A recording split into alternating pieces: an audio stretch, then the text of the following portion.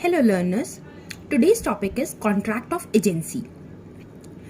An agency is a contract by which one person accepts to represent another and uses his skill and labor to perform business related activities on behalf of the other person. Means contract of agency तब create होता है जब एक third person किसी और person के लिए as a representative work करेगा अपनी स्किल्स और अपनी लेबर का यूज करके. फॉर एग्जाम्पल, राम एक ओनर है हाउस का और दूसरा पर्सन है मोहन जो कि है एक प्रॉपर्टी एजेंट. तो राम ने मोहन को कहा कि आप अपने जो मेरा घर है उसे सेल करा दीजिए किसी थर्ड पार्टी को. तो मोहन ने राम के बिहाफ पर इसके लिए परचेजर ढूंढना काम शुरू कर दिया.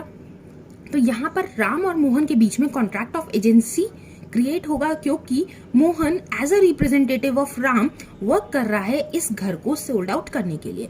कॉन्ट्रैक्ट ऑफ एजेंसी में मेनली 3 पार्टीज इन्वॉल्व होती हैं. सबसे पहले प्रिंसिपल, दूसरा एजेंट और तीसरा थर्ड पार्टी. प्रिंसिपल जो कि ओनर है, एजेंट जो उसके बिहाफ पर काम कर रहा है और थर्ड पार्टी जो उस कॉन्ट्रैक्ट को कंप्लीट करने में हेल्प करेगी. तो हम इसमें पढ़ेंगे duties and rights of agents और duties and rights of principal. सबसे पहले पढ़ेंगे duties of agent. To follow the instruction of the principal, जो भी प्रिंसिपल ने इंस्ट्रक्शन दिए हैं उनको फॉलो करना, ये काम होता है हमारा एजेंट का.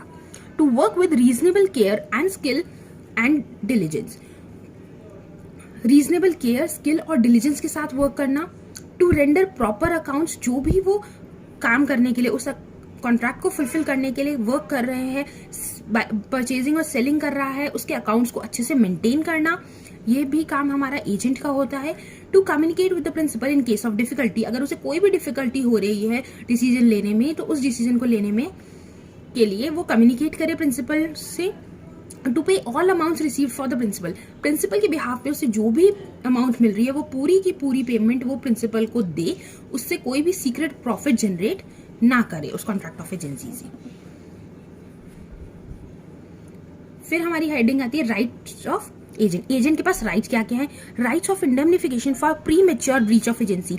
अगर प्रिंसिपल हमारा कॉन्ट्रैक्ट ऑफ एजेंसी कंप्लीट होने से पहले ही कॉन्ट्रैक्ट को ब्रीच कर देता है तो इस कंडीशन में अगर कोई भी लॉस होगा तो प्रिंसिपल को एजेंट को इंडेमनिफाई करना पड़ेगा. Second, right to retain money due to himself, जो भी मनी उसकी बनती है, कोई कमीशन बनती है, कोई रिम्यूनरेशन बनता है, तो वो रिम्यूनरेशन वो पैसे रिटेन करके रख सकता है. Right of lean on goods, goods को लीन में रख सकता है यानी कि अपने पोजीशन में रख सकता है. जो हमने एग्जाम्पल लिया राम और मोहन का, उसी एग्जाम्पल को मैं अगर दूं कि राम ने मोहन को पैसे देने से मना कर दिया तो वो उन गुड्स को, पैसों को जो उसने कॉन्ट्रैक्ट किया था या कॉन्ट्रैक्ट सेलिंग का कॉन्ट्रैक्ट था, वो उस कॉन्ट्रैक्ट के पेपर्स को अपने पास रख सकता है जब तक कि वो रिम्यूनरेशन या कमीशन राम से रिसीव नहीं कर लेता. Right of stoppage of goods in transit, rights of stoppage in goods in transit. For example, हम दूसरा इसमें एग्जाम्पल ले कि राम ने मोहन को कहा कि तुम मेरे लिए गुड्स खरीद लो और उसके गुड्स के मैं पैसे तुम्हें दे दूंगा. मोहन ने थर्ड पार्टी से वो गुड्स परचेज कर लिए और अपने पास रख लिए और अब वो उन्हें भेज रहा था. उसी टाइम के बीच में राम पेमेंट देने से मना कर देता. तो मोहन के पास राइट है कि जो हमारे गुड्स जा रहे हैं और रास्ते में ट्रांजिट में है उन गुड्स को वो रोक ले ताकि वो राम तक ना पहुंचे. ये भी हमारे एजेंट के पास ये राइट होता है.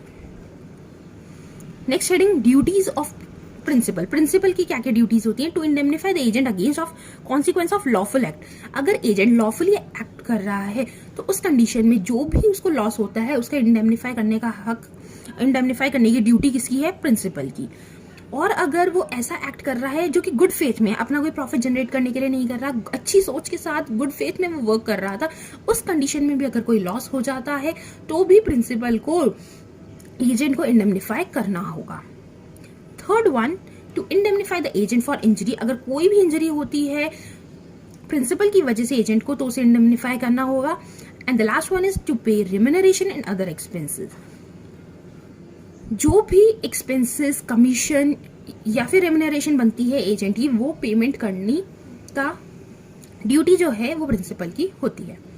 नेक्स्ट हेडिंग है हमारी राइट्स ऑफ प्रिंसिपल. प्रिंसिपल के पास क्या क्या राइट है? To recover damages. अगर कोई भी डैमेज होता है प्रिंसिपल को एजेंट की वजह से या थर्ड पार्टी की वजह से तो उसे हक है कि वो उन डैमेजेस के लिए को रिकवर कर सके. Next one, to obtain an account of secret profit. अगर एजेंट कोई भी सीक्रेट प्रॉफिट जनरेट करता है उस कॉन्ट्रैक्ट ऑफ एजेंसी के से वजह से, तो उससे जो भी अकाउंट्स है, उससे जो प्रॉफिट्स हो रहे हैं, उसके अमाउंट का अकाउंट लेने का हक प्रिंसिपल के पास है। And the last one is to resist the agent's claim for indemnity.